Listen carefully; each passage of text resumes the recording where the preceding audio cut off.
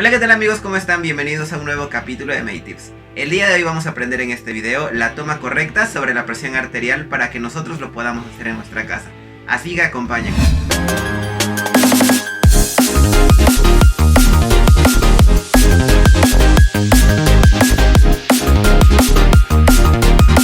Según la OMS, define como presión arterial a la fuerza que ejerce la sangre a ser expulsada a través del corazón sobre los vasos sanguíneos. Este es un problema que normalmente muchos de los mexicanos tenemos y conlleva a un factor de riesgo para tener patologías aunadas, para tener un riesgo cardiovascular. Así que vamos a aprender la técnica de la medición para un control no invasivo para poder detectar el control de la presión arterial y también su diagnóstico. ¿Qué material vamos a ocupar para tomar la presión arterial? Debemos de tener un estetoscopio y vamos a tener los brazaletes para tomar la presión arterial. Cabe mencionar que este tipo de brazaletes debe ser especial y debe ser adecuado al tamaño del brazo del paciente. Algunos de ellos muestran la medición de cada grosor para acoplarlos al brazo. Esto más adelante nos va a ayudar bastante para que sea una técnica adecuada. ¿Cómo va a ser la técnica correcta para la medición de la presión arterial? Es importante siempre guiarnos por los parámetros de referencia. En el brazalete tiene la parte en donde se va a colocar la parte de la arteria. Vamos a medir el brazo. Es importante que esté completamente descubierto el brazo del paciente, porque un error muy común es que tomamos la presión encima de la ropa. Esto es un dato erróneo. Ya que tenemos la medición completamente del brazo, en el tercio medio vamos a abrazar completamente toda la extremidad. Tenemos el marco de referencia, siempre colocando que quede bien fijo. También es importante mencionar que quede completamente flojo o un poco semiapretado, que pueda entrar un dedo hacia el brazalete, no completamente rígido. Posteriormente a ello vamos a palpar el pulso braquial, que se encuentra en la parte interna del brazo, corroborando que se encuentre presente. Ya que lo ubicamos, vamos a colocar la campana de nuestro estetoscopio, siempre con las olivas hacia afuera, sobre esta parte. Un error muy común es que metemos la membrana del estetoscopio hacia la parte del esfigmobaumanómetro. Esto es incorrecto, debe quedar hacia afuera. Vamos a comenzar a insuflar. La técnica nos comenta que debemos insuflar 100 milímetros de mercurio y posterior a ello debemos de insuflar 10 milímetros de mercurio más hasta que dejemos de escuchar el pulso. Posterior a ello insuflimos 30 milímetros más, hacemos una pausa y comenzamos a desinsuflar. La velocidad debe ser de 2 milímetros de mercurio por segundo. Posterior a ello vamos a escuchar la primera turbulencia de la arteria braquial, tomando como referencia la primera cifra de presión.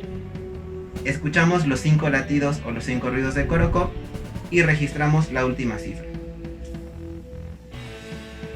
Posterior a ello obtenemos la presión arterial de nuestro paciente y debemos de dejar que nuevamente se vuelva a vascularizar toda su extremidad. ¿Cuándo vamos a considerar una cifra de presión arterial teóricamente normal? Nos dicen que la presión arterial normal va a ser de 120 sobre 80 milímetros de mercurio más menos 10, teniendo este periodo de intervalo como un margen para considerar el peso, la talla y la patología de la persona a la cual estamos tomando la presión arterial. Es importante mencionar que este tipo de cifra va a variar de acuerdo al peso del paciente, a la raza, al género y algún otro tipo de agregante que pueda variar sobre la presión arterial.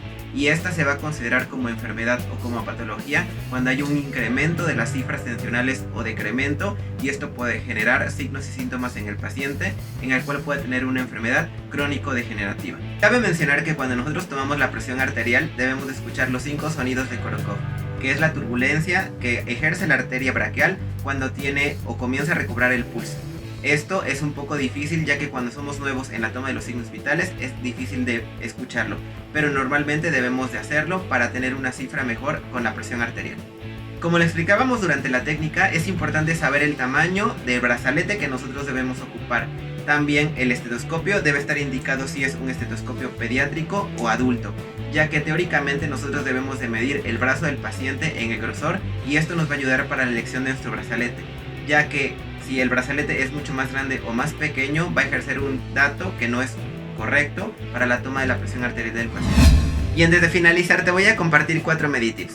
El primer meditip es que se recomienda que si nosotros tenemos en casa nuestros propios aditamentos para la toma de la presión arterial, debemos de checar que estén calibrados regularmente cada 6 meses o un año como máximo, ya que estos dispositivos también se pueden descalibrar y pueden arrojar un dato erróneo que no sea el correcto. El segundo Meditips es que no todos los dispositivos están validados para la toma de presión arterial.